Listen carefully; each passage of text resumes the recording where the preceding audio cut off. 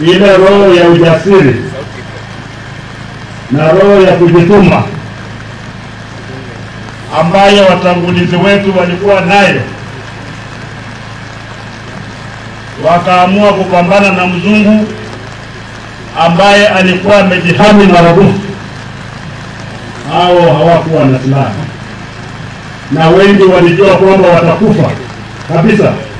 Walikuwa sure almost 100% kwamba vile wameamua kupigana na mzungu watakufa, lakini walikuwa wanajua kwamba watakufa kwa sababu, na sababu ilikuwa kwamba vizazi ambao vinakuja ambao ni sisi tusikae yale maisha ambao hao walikuwa wanakaa, maisha ya utumwa, ya kunyanyaswa, kupigwa, na maisha ambayo hata ukifanya kazi uone matunda hiyo kazi. Ile roho ya kujitolea katika taifa la Kenya imerudi chini, watu wamekuwa ni wakujitakia zaidi. Leo nimesikiza hotuba ya rais na imeongea kwa urefu sana kuhusu Raila Amolo Odinga. Raila Amolo Odinga hata leo baada ya kufa leta consumers amepewa hadhi ya juu sana ambayo inapewa marais pekee yake, never chief of the golden heart. Kwa taifa la Kenya kila mara inakuwa ni mtu mmoja tu, ni president pekee yake,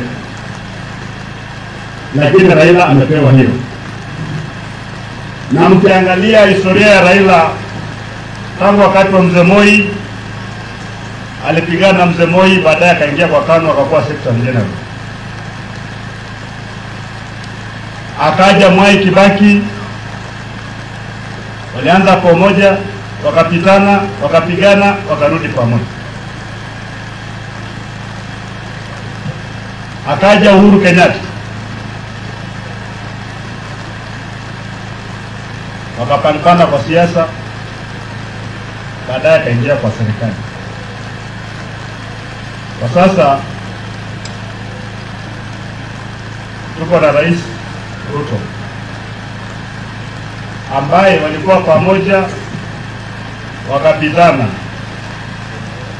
na wakati wa kura walitokanana sana, waliitana vitu vibaya, lakini baadaye Raila akaingia kwa serikali. Mimi mwenyewe kama yule mtu ambaye niendesha kampeni ya Azimio hapa Tanzania nishuka sana wakati Raila aliingia kwa serikali. Lakini swali ni je, kama mtu ambaye amesimama kwa kuwania kiti cha urais karibu mara 5 na hajashinda, na kila mtu ambaye tumemchagua ameona kwamba hawezi kuendesha serikali bila kuwa na Raila, Wakenya wenzangu, lazima tujiulize hili swali. Kuna uwezo sisi kama Wakenya tulishindwa kumchagua rais ambaye angekuwa bora zaidi kuliko watu wengine wote? Maana kila rais mnachagua lazima aita Raila kuja kusaidia kuongoza serikali. Mbona hamkumchagua Raila mwenyewe aongoze serikali?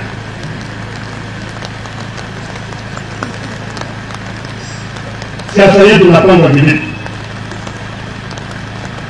Tunaita kitabu, nasema nyinyi Waluya, nyinyi na Wakale na Wakikuyu mnakuja pamoja, wengine jamii hii na ile wamekuja pamoja, wala ambao wamekuwa wengi mnasema tunamchagua huyu hamu. But which grouping is bigger? Wakenya hata hamna haja kusikiza mtu anaongea sera gani. Sasa hii taifa ambao tunasema itoke third world ende first world, ifika namna gani? Kama the best talent, sisi wenyewe Wakenya tuwezi kuona the best talent. Wakati wa kura tunatukana wale watu ambao ni wazuri kabisa, tunawatukana, tunawakejeli, tunasema hawa watu ni bure. Baada ya kura tunasema wakuja kwa serikali wa stabilize the government. Hata ukitoa kule nje serikali itaweza kusimama. Kwani sisi hatuna macho, tuna kile ya kuona viongozi? Wakati umefika sisi sasa lazima tujiulize. Kama wale wazalendo ambao walijitokeza wakati wa kupigania uhuru wakaamua kwamba Kenya is bigger, wacha tupiganie taifa letu tujikomboe. Tukue taifa ambalo identify heroes na kuwapatia nafasi kushughulikia masuala ya taifa. Tusikojee wakufe kwanza ndio tuanze kuwasifu na kuwashukuru. We are a pretentious, hypocritical country. Ni nini tuzuia rais kwa mfano kupatia Raila CGA wakati alikuwa alive? Of what value is that matter to him now? Hata ivaa kwa shingo. Nasema it's costume so what? Nataka kusema kwamba Raila alikuwa hai, hatuko tunaona mambo yake mazuri atakuwa nitakayaona. Until our country stops being pretentious and hypocritical, ile mambo yote mazuri ambayo tunasema yote yatatokomea kwenye kaburi la sahaba. So mimi naomba Wakenya katika Kenya wenzangu kabisa, hasa nyinyi vijana, mambo ya ukabila tuweke kando. Ukabila ni wa taifa la Kenya. Watu wanaangalia ukabila, hawaangalii maadili. Yale maisha Raila alipitia kwa mikono ya serikali. Kuanzia 1982 akasema hataka kupindua serikali. Akakuwa detained without a trial. Wakati alitoka kwa mshika tena, ikabidi atoroke. Alivaa nguo kama mwanamke akapanda boti. Kwenda Victoria akatoroka akaenda Uganda akaenda Norway. Kuhepa. Kile kitu ambacho alikuwa anasema ni tafadhali fungua democratic space. Chama cha KANU kisio chama cha siasa peke yake. Watu wakuwe na fursa kuwa na chama kipi compete. Let political ideas compete. Hiyo tu ikawa ni skola kwamba watu wanakaa chini wasema huyu jamaa lazima tuwe lazima tufunge. Amekuja hapa taifa la Kenya amesimama kura kama ile kura 2007. Na lazima Kenya tuombe msamaha kabisa. Maana 2007 Raila alishinda kura. He won with a landslide. Lakini akanyang'anywa. Wakati Raila alikuwa ananyang'anywa kura wala ambao wanamsifu sasa hivi walikuwa wapi? Where were they? Mnagoja na kuwa mzima, oh, he was a very good man. Oh, he was what? He was the same what? Where were you? Where were you? Where were you when Raila did the most? Maana ni watu wa serikali wanakaa chini wanasema wacha tusinye huyu, wacha useme. Hawasemi kama huyu anasema ukweli ama anasema uongo. Asimuone Raila juzi wameweka into law sheria ambayo inakuja kukandamiza vijana wetu. Hatuwezi andika kitu kwa mtandao. Mimi natukana kila siku kwa mtandao, nimekufa. The freedom of speech, the freedom of expression is in our constitution. Kuko na watu wanaenda bungeni wanapitia sheria ambayo za common law. Sasa wewe andika kitu unatetemeka, lazima utafute jina ya uongo wake pale ndio ndio mtu afanya makosa.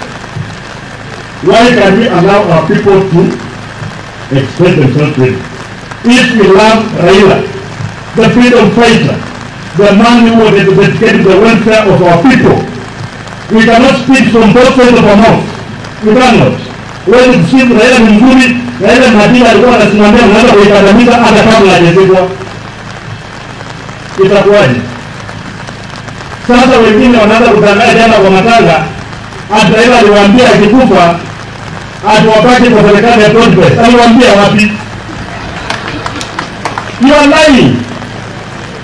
Maana Raila alikuwa anajua anakufa. Hii kitu ni mtoto wa Rama aliwaambia serikali tutai kwa Congress government.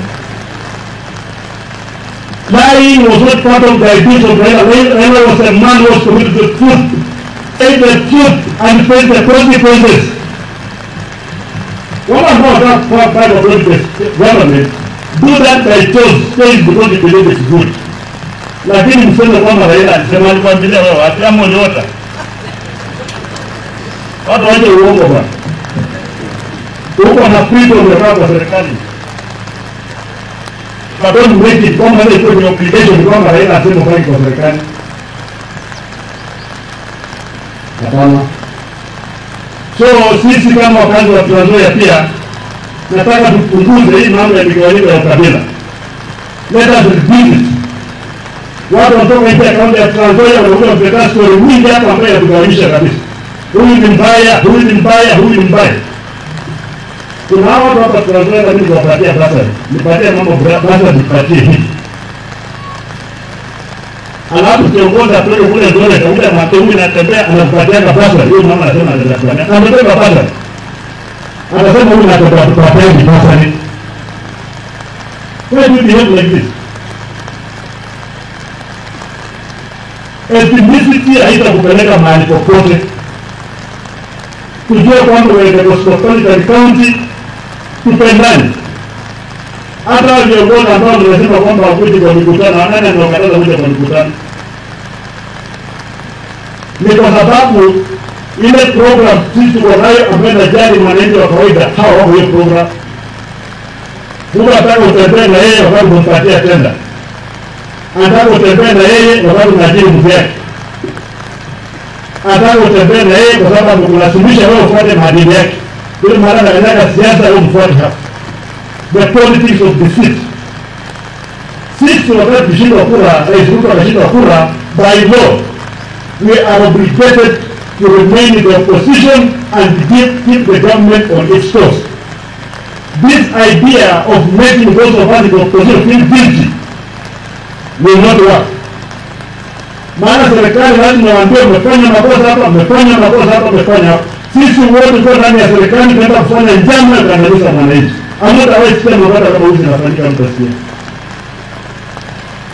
So my good brothers who are elected with me, kama tuko kwa vyama tofauti, ili focus Mungu ndani ya serikali, mimi niko nje ya serikali. Let me do my job.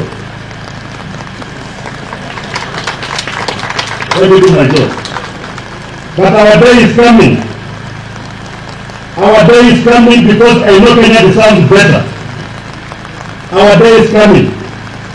Wale watu ambao wamekuwa part of the history ya ugandamiza taifa la Kenya, they cannot pretend today that they can move this country to the first world. They can't, because they have no idea. Sawan. You can't think of creating jobs, employment for people, and you get a tax at the same time. Saa hizi wanaimport mahindi kutoka nje ya taifa la Kenya. Wakulima hapa Trans Nzoia, wakulima wa Singishu, Bungoma, Kakamega, Nakuru, Laikipia, Narok, wanavuna mahindi imejaa, hakuna soko. National Cereals and Produce Board hainunui mahindi. Na hiyo wakulima mnajua, kama mlima mahindi na uzi mahindi yako kwa shilingi 5,000 kwa gunia kwenda juu, hiyo biashara, hiyo yote ni hasara. Serikali inajua hivyo.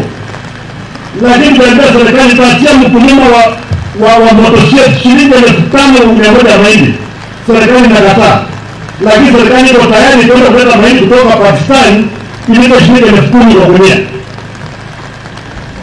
Hiyo pesa yote wana subsidize mkulima wa Pakistan na mkulima wa Kenya hapa kwa namba 5,000 pekee yake. Hawezi kupatia. We don't need irrigation schemes to go and put in Kenya. All we need is to motivate the farm. Leo hii wakulima vipote nzuri ambayo iko guaranteed. Wote warudi kwa shamba. Tutalima mashamba. Tutalisha Kenya. Lakini hatuwezi kulisha Kenya na tulipi. Ukienda Wasingishu saa hii, where the president comes from, Wasingishu, wakulima wako na mahindi ya miaka miwili kwa store wanangojea bei nzuri. Hakuna soko. Wale ambao wananunua mahindi wakora ambao wanapenda hapa na malori, anakuambia soko inasema kwa moja shilingi 1,800, lakini yako iko na ujenzi cha kwa mzuri kwa 1,500. Kwa ndio sumbua kulima. So where is the government? Where is the government? Where the government must protect its people. Kenya is an agricultural country. Sisi wengi ni wakulima. Mr. President, if the economy is growing and the farmer is growing, so it is growing, that economy is not growing for Kenya. The economy is growing for cartels and matateni. Ile siku mkulima atafurahi kwamba anaweza kulipa karo, anaweza kwenda kuhospitali kuhangaika, hata anaweza kuwa pindi inafanya harambee. Hiyo siku tunataka kwamba uchumi wa Kenya unakuwa. The rest is story like kaya za bunua. And this country is on a potential to grow. Let us just put the right people in the right places without ethnic considerations and will be good. Mimi ningependa kumalizie tu hapo nikiwatakia watoto wetu kila la heri tunapoanza kufanya mtihani. Usiite mtihani, Umekuwa shuleni for 4 years. Kama unajipanga vizuri, mambo ni mabaya. Sisi tunafanya mtihani. Hata ukianza kuamka saa 6 saa 8 na kuwa mpaka asubuhi ndio ujue mbiwasi. But just get what you deserve. Usinde mtihani upate A, uende university, uende ulipe tena, upate first class, uwe daktari. Alafu unakuja kusumbua watu wa kaunti, wanaenda kazi, kwenda kazi. Mtu wako anagonjwa kwa mguu, unapasua kichwa, unataka kulipa mtihani. We wish you well, our children. Do not cheat. If you cheat in exams, you will cheat forever. Utakuwa unaangalia hiyo kesho yako. You will walk around with a guilt conscience forever. So wewe umekaa vizuri, mzazi anakuleta hapa, anakuletea karo, walimu wanakufunza, mazingira yanakuwa mazuri. All our children in Trans Nzoia County, just go forth and get what you deserve. And I believe what you deserve is good enough. Sisi kama wazazi wetu kuombea, tukijua kwamba sisi tumejitolea. Najua huko shuleni unataka kufanya mtihani, dada yako hapo nyumbani alisoma hapo university, hakuna kazi. That's what I'm saying with bitterness. Because this country deserves better. It should not matter anymore who you know. It should be simply about what you know. And Kenya will be good. Tutakia kila la heri, Mwenyezi Mungu awabariki. Tukienda michizoni, be good people. Rejea wazazi nyumbani, baraka zinatoka pale, wazazi wajivunie kuwa watoto ambao ni wazuri. Watu wa Trans Nzoia, Mwenyezi Mungu awabariki sana. Ile support mnaendelea kutupatia. Wengine wanasema natembea juu anaenda wapi, ngojea kwa hizo utatangaza. Akataka kutupatia kazi ambayo tumejipanga mimi. Tunajipanga, ndio? Na ndio tumesema hakuna kiti Kenya hii ambayo imeweka mtu mmoja. Na kama Wakenya watakubali kuchagua rais, kwa sababu wamempima na ndio jamaa atakuwa president. Hiyo mambo tutaenda. Lakini kama itakuwa ni mambo ya wengine mwende kukaa kwa kando msema hii jamii na hii jamii na hii jamii kwa pamoja tutaleta rais. Hiyo biashara moja. Kwa sababu itakuwa kama ni business interest, mnakubaliana na kuleta watu kiasi fulani, ukiunda serikali unaandikia watu fulani. Unaleta watu wajinga kwa sababu unaleta kura, lazima tuandike kama mawaziri. Hiyo biashara Kenya haifai. And the spirit of Raila Odinga, kila mtu ajifanyie mtihani, ajifanyie mkutano. Na ujue kwa Kenya to go forward. We must do the right thing. You can't be doing the wrong things and expect Kenya to grow. Haiwezekani. Mwenyezi Mungu awabariki sana.